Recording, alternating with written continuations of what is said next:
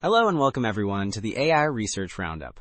I'm your host Alex, and today we're diving into some fascinating work on large language models. The paper we're looking at is titled Search R1 Training LLMs to Reason and Leverage Search Engines with Reinforcement Learning. Essentially, it tackles the challenge of getting LLMs to effectively use search engines for up-to-date information. The core idea here is Search R1, which uses reinforcement learning to train the LLM itself to generate search queries during its step-by-step reasoning process. They show some pretty impressive performance gains over standard retrieval augmented generation methods. Okay, so looking at figure 1 here, this gives us a visual breakdown of how the Search R1 framework actually works during training. You can see two setups, one using PPO and the other using GRPO, which are just different reinforcement learning algorithms they tested. The key part is the rollout module. This is where the magic happens. The policy LLM, that's the model being trained, directly interacts with the search engine based on the input query. The rest of the diagram shows the standard RL machinery, calculating rewards, estimating values, and ultimately updating the LLM to get better at using that search tool effectively during its reasoning.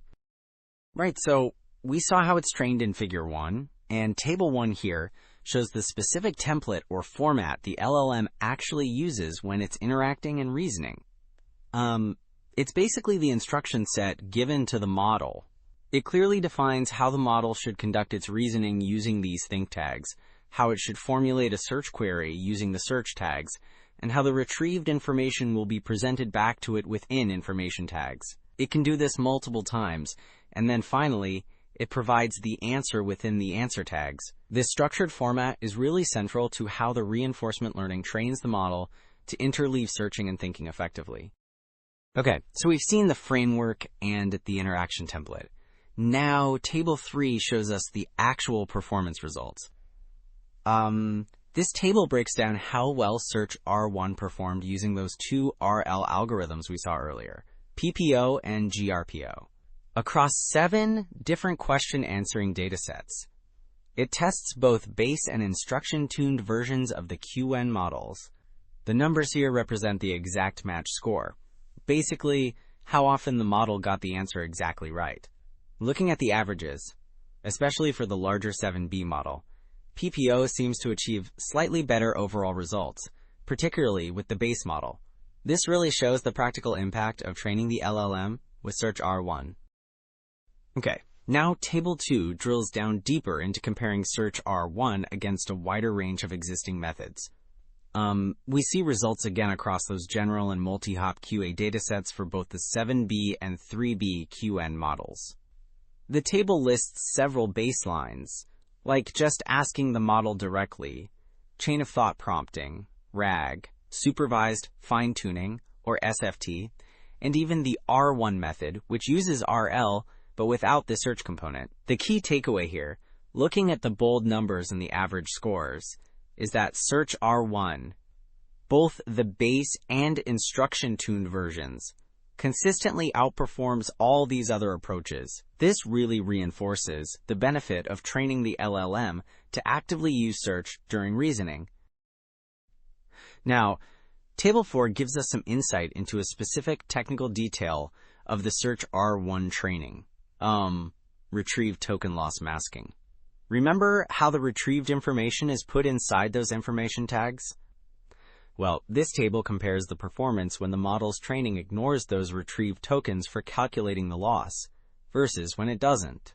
It's using the 7B base model with PPO again. The results are pretty clear. Across all datasets, using the mask leads to better scores. Look at the average exact match. It's 0.431 with the mask, compared to just 0.343 without it. This suggests that focusing the learning signal only on the tokens the LLM actually generates is really important for stability and getting these good results. Okay, so building on that idea of stable training, thanks to things like the token masking we just talked about, Figure 2 here actually shows us some of the training dynamics in action. We can see a few things plotted out over the training steps. Subplot compares PPO and GRPO again, and you can see GRPO learns faster initially, but then PPO tends to be more stable later on, which is why they preferred it. Subplot shows instruction-tuned models learn quicker than base models, though they end up around the same performance level. And interestingly, subplots and show that as the model gets better, the response length actually goes down, then up again, and it learns to make more valid search calls over time. It's basically learning how to use that search tool more effectively as the training progresses. Okay, so Figure 2 gave us a glimpse into how base versus instruction-tuned models learn differently during training. Figure 4 here really focuses just on that specific comparison. We can see the training reward plotted over steps for both the 3B model on the left and the 7B model on the right. And just like we saw hinted at before, the orange line, that's the instruction-tuned model. It starts higher and learns faster initially. But interestingly, the blue line, the base model, catches up, and they both end up reaching pretty similar performance levels by the end of training. This pattern seems consistent across both model sizes shown here.